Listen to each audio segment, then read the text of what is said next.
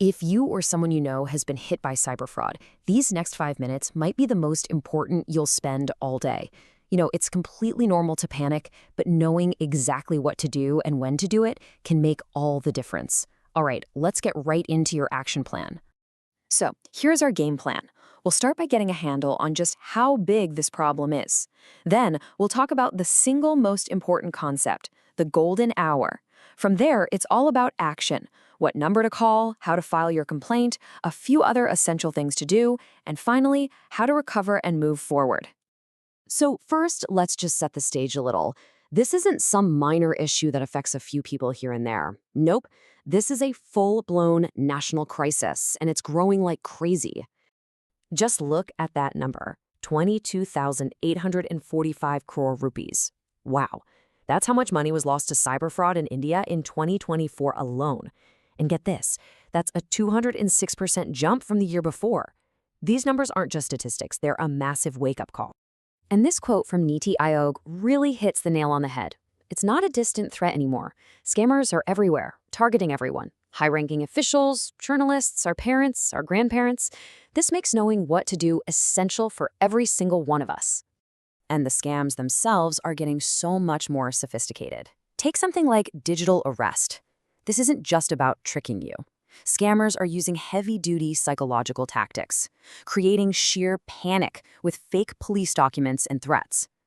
This is exactly why having a calm, clear plan is your absolute best defense. Okay, this brings us to what is, without a doubt, the most important part of this entire explainer. It's a concept called the golden hour. If you only remember one thing from all of this, please make it this. And look, that's not just some helpful tip.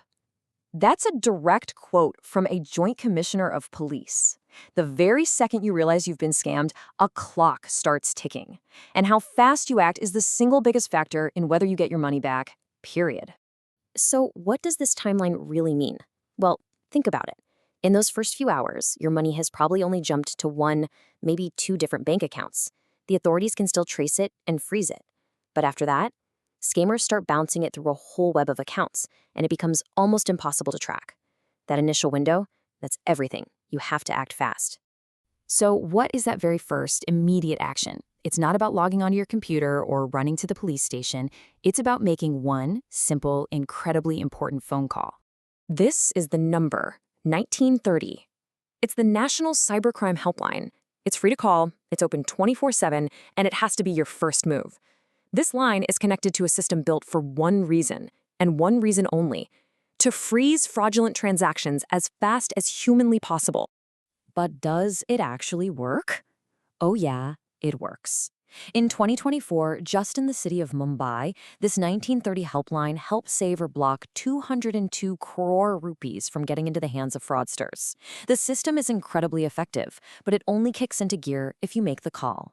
I know that in a moment of panic, your mind can just go blank. So here is the exact script. Just say this: I am a victim of cyber fraud. On date at time, I was deceived into transferring rupees amount to the scammer's UPI ID or account number. My bank is your bank name. The UTR number is your transaction ID. I request an immediate freeze on the beneficiary account. It's clear, direct, and gives them everything they need to take action instantly. Okay, so you've made that critical first call. The immediate fire has been put out. The next step is to create an official, legal record of what happened. This is what turns your phone alert into a formal investigation. And you do that right here at cybercrime.gov.in. This is the official Government of India portal for all things cybercrime. Think of it this way: the call to 1930 starts the freeze, but this website starts the case. And you absolutely have to do this within 24 hours of making that call.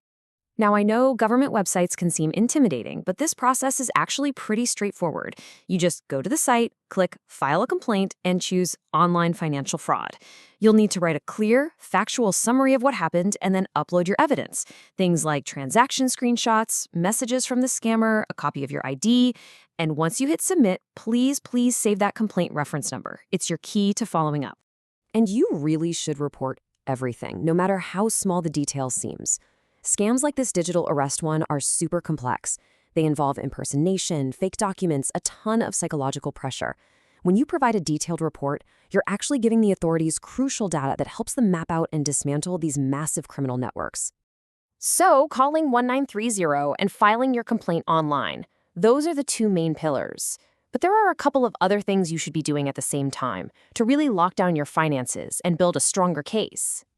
At the same time you're dealing with 193, you should also be on the phone with your bank's own dedicated fraud helpline.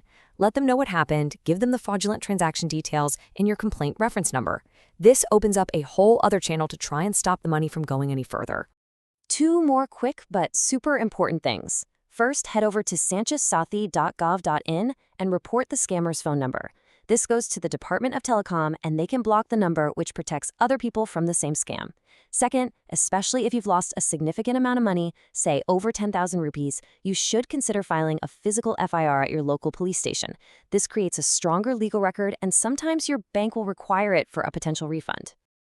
And what happens if you feel like you're just not being heard? Like you've done everything right, but nothing is happening?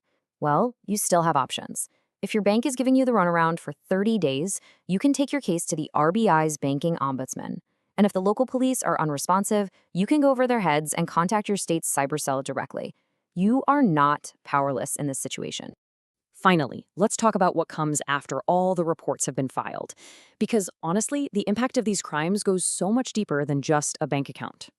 Yeah, we have to acknowledge this. When you're a victim, you often feel this awful sense of violation, frustration, maybe even embarrassment, and your trust in people can take a real hit. Those feelings are completely valid.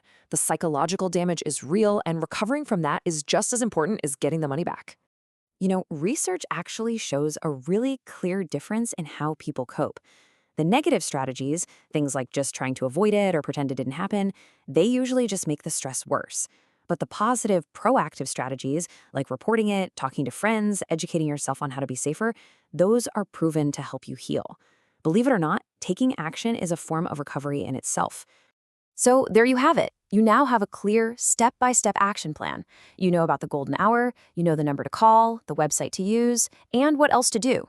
The only real question left is who in your life, your parents, your friends, your colleagues, needs to know this too. Because sharing this knowledge is how we as a community start to fight back.